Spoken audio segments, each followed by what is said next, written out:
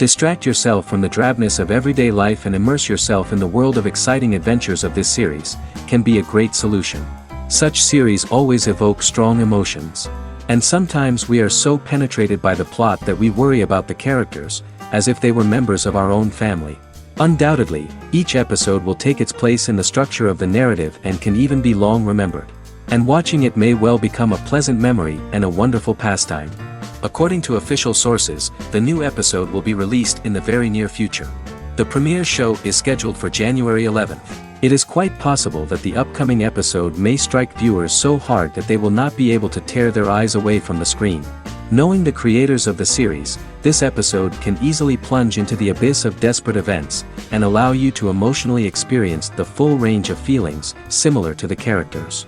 In anticipation of the new episodes, you might think that there is nothing better already. But there isn't. And the next series, like this one, may prove otherwise. It's certainly worth watching.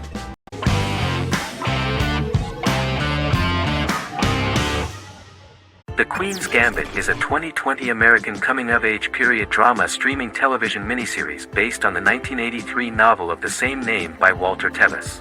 The title refers to the Queen's Gambit, a chess opening.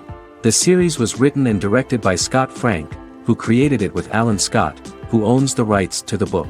Beginning in the mid-1950s and proceeding into the 1960s, the story follows the life of Beth Harmon, a fictional chess prodigy on her rise to the top of the chess world while struggling with dependencies. Netflix released The Queen's Gambit on October 23, 2020. After 4 weeks it had become Netflix's most watched scripted miniseries, making it Netflix's top program in 63 countries. The series received critical acclaim, with particular praise for Taylor-Joy's performance, the cinematography, and production values. It also received a positive response from the chess community for its accurate depictions of high-level chess, and data suggests that it increased public interest in the game. The first episodes were immediately loved by millions of viewers. The plot was very intriguing. In 1950s Lexington, Kentucky, an 8-year-old Beth, having lost her mother in a car crash, is taken to an orphanage where she is taught chess by the building's custodian, Mr. Schabel. She quickly becomes a strong chess player due to her visualization skills. A few years later, Beth is adopted by childless suburban couple Alma and Alston Wheatley. As she adjusts to her new home, Beth enters a chess tournament and wins despite having no prior experience in competitive chess. Alma is initially resistant to Beth's interest in chess, but after Beth wins her first tournament, Alma is fully supportive of her adoptive daughter's sojourns to enter various chess competitions. With help from her oldest friend Jolene, whom she grew up with in the orphanage, she prepares for her biggest challenge yet, a major international chess tournament against the world's best players in Moscow. In October 2020, the series was the most watched show on Netflix in the United States. On November 23, 2020, Netflix announced that the series had been watched by 62 million households since its release. The series received praise from the chess community for its realistic portrayal of the game and players. Production designer Uli Hanisch developed the series sets to evoke the aesthetic of the 1950s and 1960s. Much of the series was filmed in Berlin because interiors found there could stand in for a large number of the show's locations, including Las Vegas, Cincinnati, Mexico City, Moscow, and Paris.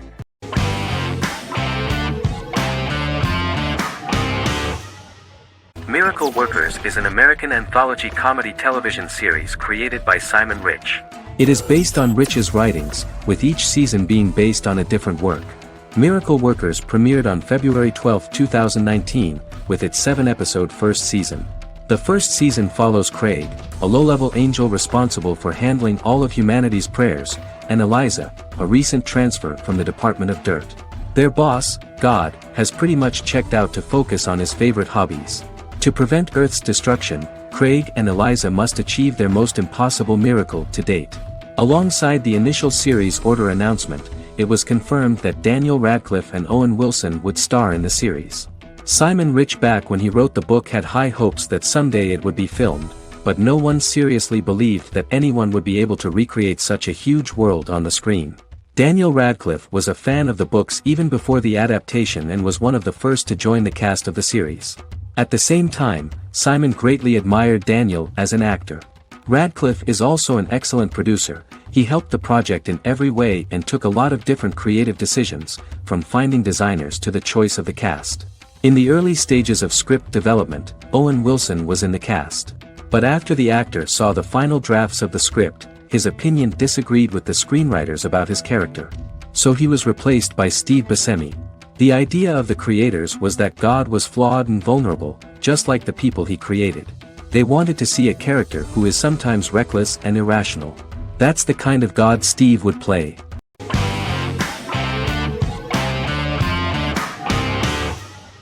House is an American medical drama television series. The series' main character is Dr. Gregory House, an unconventional, misanthropic medical genius who leads a team of diagnosticians at the fictional Princeton Plainsboro Teaching Hospital in New Jersey. The series' premise originated with Paul Attanasio, while David Shore, who is credited as creator, was primarily responsible for the conception of the title character. House often clashes with his fellow physicians, including his own diagnostic team, because many of his hypotheses about patients' illnesses are based on subtle or controversial insights. His flouting of hospital rules and procedures frequently leads him into conflict with his boss, hospital administrator and dean of medicine Dr. Lisa Cuddy. House was among the top 10 series in the United States from its second season through the fourth season. Distributed to 66 countries, House was the most-watched television program in the world in 2008. The show received numerous awards, including 5 Primetime Emmy Awards, 2 Golden Globe Awards, a Peabody Award, and 9 People's Choice Awards. On 2012, Fox announced that the 8th season, then in progress, would be its last. The series is structured around a central plot with some supporting secondary stories and narratives that cross over seasons.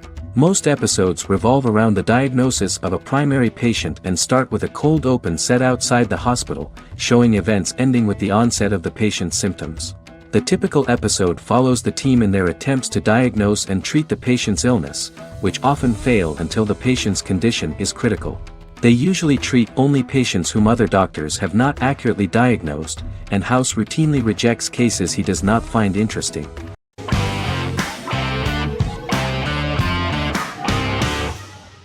Legacies is an American fantasy drama television series, created by Julie Plec, that premiered on October 25, 2018.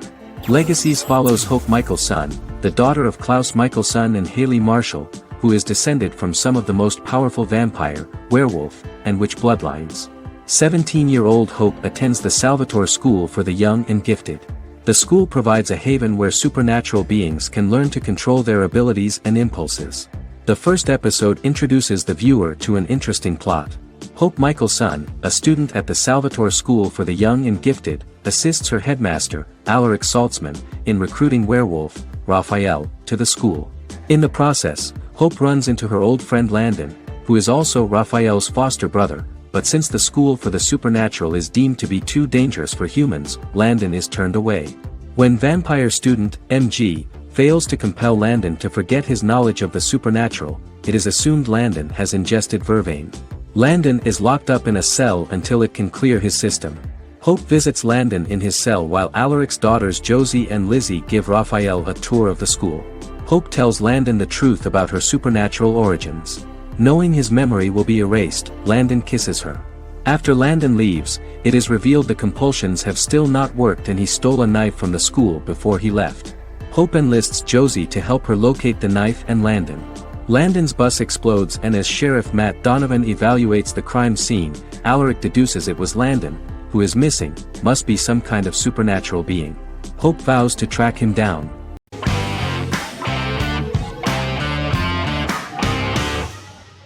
Once Upon a Time is an American fantasy adventure drama television series that aired for 7 seasons on ABC from October 23, 2011 to May 18, 2018.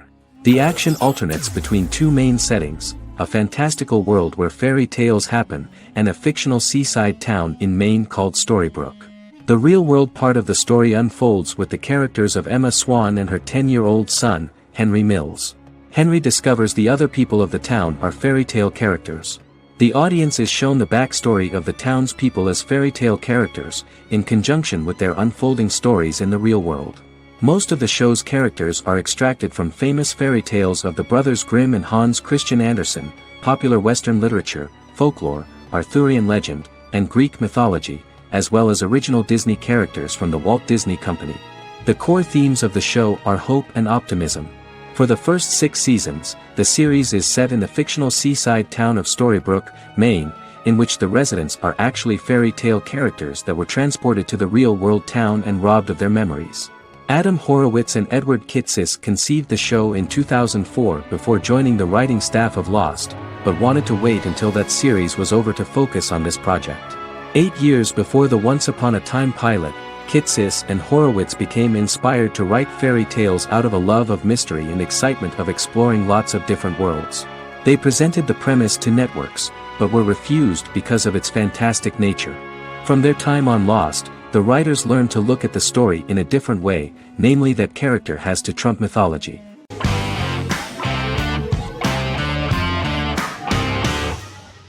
Silicon Valley is an American comedy television series. The series, a parody of Silicon Valley culture, focuses on Richard Hendricks, a programmer who founds a startup company called Pied Piper, and chronicles his struggles trying to maintain his company while facing competition from larger entities. Silicon Valley has received critical acclaim since its airing, with praise for its writing and humor. The show has been nominated for numerous accolades, including 5 consecutive Primetime Emmy Award nominations for Outstanding Comedy Series. The first episode introduces the viewer to an interesting plot. Richard Hendricks is a low-level programmer with futuristic internet giant Huoli. He is often taunted by his more successful work colleagues, and his ideas are dismissed by egotistical entrepreneur Erlich Bachman, who owns the tech development incubator where Richard lives with fellow programmers Nelson Bighetti, Bertram Guilfoyle and Dinesh Chugtai. However, when Huoli stumbles upon the music copyright service that Richard is working on, entitled Pied Piper, they discover that hidden within the useless application is the best file compression algorithm in the world, and news spreads quickly. Eventually Richard is caught between a $10 million buyout by Huoli CEO Gavin Belson, and a $200,000 investment from eccentric billionaire Peter Gregory. He must decide whether to give up his program to the highest bidder, or to take the investment and create a business out of it himself. After having a panic attack and vomiting, Richard runs into Peter's assistant Monica, who tells him that she believes in him and his idea. Richard decides to take the investment, and run the business himself. Co-creator and executive producer Mike Judge had worked in a Silicon Valley startup early in his career. In 1987, he was a programmer at Parallax, a company with about 40 employees. Judge disliked the company's culture and his colleagues and quit after less than 3 months, but the experience gave him the background to later create a show about the region's people and companies. Silicon Valley has received critical acclaim since its premiere. In January 2017, in an audience interaction by Bill Gates and Warren Buffett, Gates recounted the episode in Silicon Valley in which the protagonists try to pitch their product to various venture capitalists, saying it reminded him of his own experiences.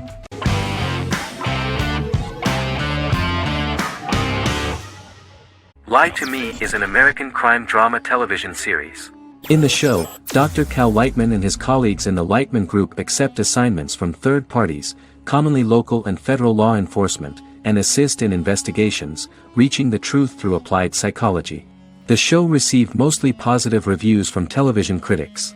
Tim Roth as Dr. Cal Lightman, a brilliant expert in the science of body language, especially microexpressions, and founder of the Lightman Group, a private company that operates as an independent contractor to assist investigations of local and federal law enforcement through applied psychology. Though often confronted by people's skepticism, Lightman uses any technique he deems necessary to reach the truth, however elaborate or confronting. He is divorced and shares custody of his teenage daughter. He cares deeply about his colleague Gillian Foster.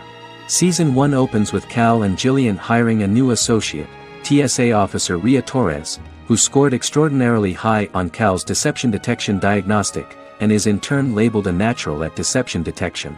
Her innate talent in the field clashes with Cal's academic approach, and he often shows off by rapidly analyzing her every facial expression. She counters by reading Lightman and, when he least expects it, peppers conversations with quotes from his books.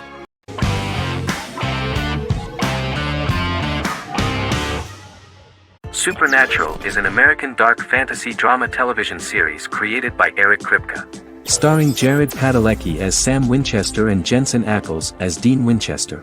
Before bringing Supernatural to television, creator Eric Kripke had been developing the series for nearly 10 years, having been fascinated with urban legends since he was a child. He had originally envisioned Supernatural as a movie. During its first season, the show received generally mixed critical reception, but the reception from critics has grown more favorable as the series progressed, with subsequent seasons receiving generally positive reviews from critics.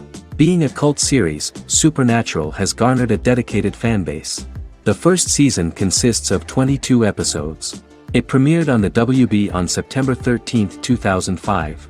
The series follows the two brothers as they hunt demons, ghosts, monsters, and other supernatural beings. After their mother's death in a suspicious fire that burns down their house 22 years prior, Sam and Dean Winchester's father goes missing during a hunting trip. As a result, Dean tracks down Sam at Stanford University and they begin to live a life on the road, in Dean's black 1967 Chevrolet Impala with Kansas license plates. However, their father is not a typical hunter. He hunts supernatural creatures like ghosts, vampires, and spirits, and has trained his sons to do the same. Along the way, Sam and Dean save innocent people, fight creatures and ghosts, and collect clues to their father's whereabouts. Sam begins to mysteriously develop psychic abilities and visions as they travel.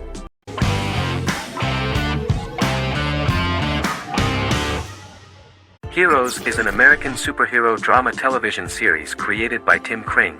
The series tells the stories of ordinary people who discover that they have superhuman abilities and how these abilities take effect in the characters' lives as they work together to prevent catastrophic futures.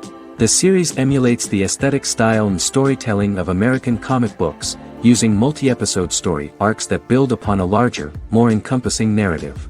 Originally, Kring designed the series to have an ever-shifting cast. However, his motivation changed when he realized how popular the original cast was with audiences. Therefore, he brought back most of the first season cast for the second season, with a few additions who received star billing.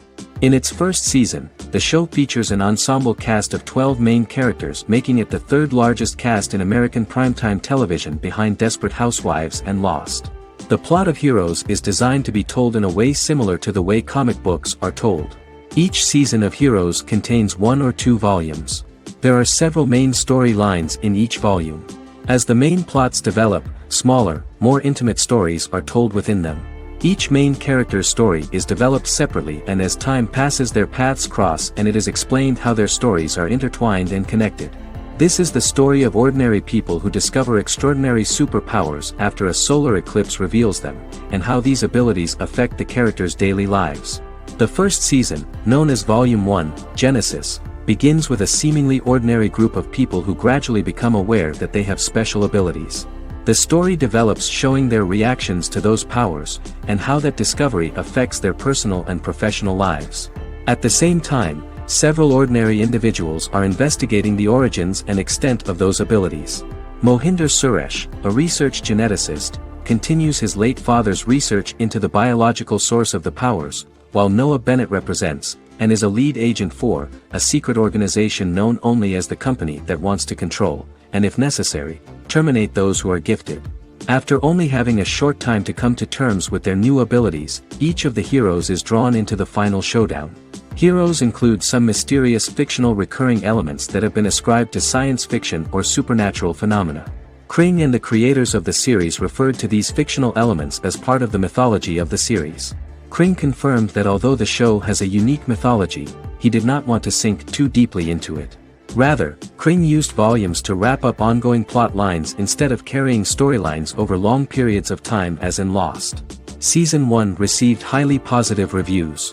During the season, the American Film Institute named Heroes one of the 10 best television programs of the year.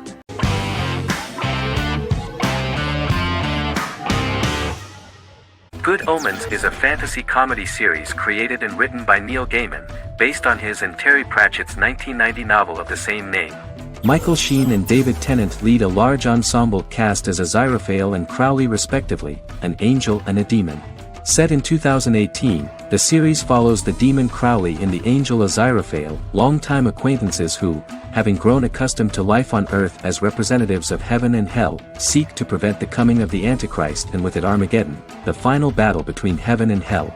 Pratchett and Gaiman had planned to adapt Good Omens as a movie for years, with various directors and writers attached to the project along the way. In 2011, a television series, written by Terry Jones and Gavin Scott, was first reported to be in the works, but no further plans were announced. After Pratchett's death, Gaiman refused to ever consider working on the adaptation alone, but changed his mind when he received a letter from Pratchett, written to be sent after his death, urging him to finish the project. The first episode was very interesting to many viewers. The angel Aziraphale and demon Crowley meet for the first time at the Garden of Eden as Adam and Eve are expelled after Crowley tempts them with an apple. Fast forward 11 years before Armageddon. Crowley delivers the Antichrist to a satanic convent, where the baby is to be given to an American diplomat and his family. However, a mix-up occurs and the Antichrist ends up with a middle-class English family, the Youngs. Crowley and Aziraphale meet to discuss the coming apocalypse. Aziraphale reluctantly agrees to work with Crowley. They decide that if each works to influence the boy warlock, whom they believe to be the Antichrist, he will be neither good nor evil, just normal. In the present day, Crowley and Aziraphale attend his 11th birthday party, but realize they have the wrong boy when the Hellhound fails to appear. Meanwhile, the Hellhound has found his master, Adam Young. Adam names him Dog, which changes him into a small terrier, unknowingly initiating Armageddon.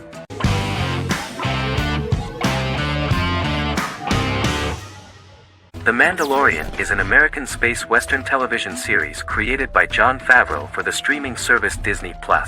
It is the first live-action series in the Star Wars franchise, beginning 5 years after the events of Return of the Jedi.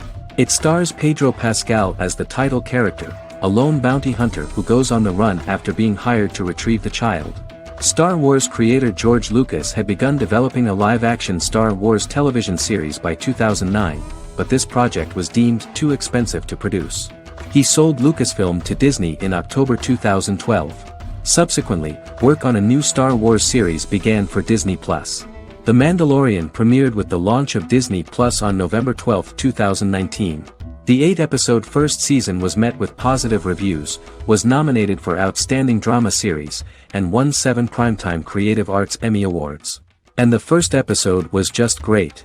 The episode stars Pedro Pascal as the Mandalorian, a lone bounty hunter who is given a mission by the mysterious client. The episode won 2 Primetime Emmy Awards. 5 years after the fall of the Empire, Mandalorian bounty hunter collects a fugitive after a scuffle in a bar on the ice planet Pagadan and returns to the planet Navarro in his ship, the Razor Crest. He meets Grief Karga, the leader of the Bounty Hunters Guild, but he only offers low-paying bounties that will not cover travel expenses.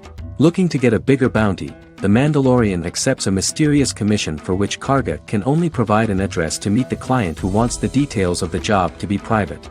The client, who uses Imperial stormtroopers as bodyguards, gives the Mandalorian a vague target to bring back alive. The only information he is allowed to give is an age, 50 years old, and last known location. In exchange, the client promises to reward the bounty hunter with a container full of Beskar, a rare metal used by Mandalorians to forge their armor. Receiving a single bar of Beskar as a down payment, the Mandalorian meets with the armorer at an enclave housing fellow Mandalorians.